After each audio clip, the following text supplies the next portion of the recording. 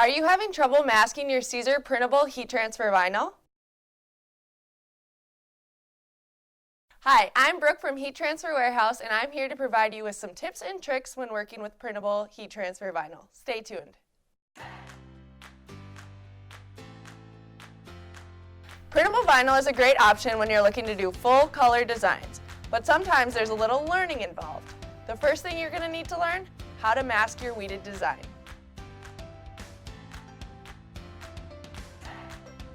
Here's a little tip. We're actually going to reverse mask. It's the easiest to do.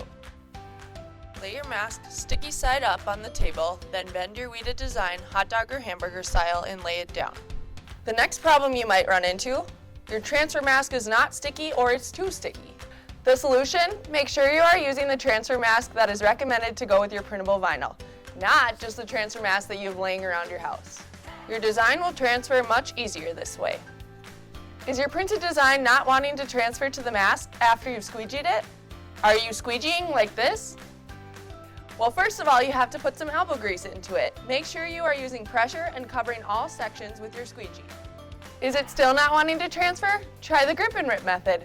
This works great, especially when using Siser Color Print Soft Opaque. You will mask your design, then start to peel it back, then rip it apart quickly. That's it. Now you're ready to press your design. We hope you found these tips helpful, and as always, make sure you subscribe to our YouTube channel so you don't miss any of our videos. We'll see you later.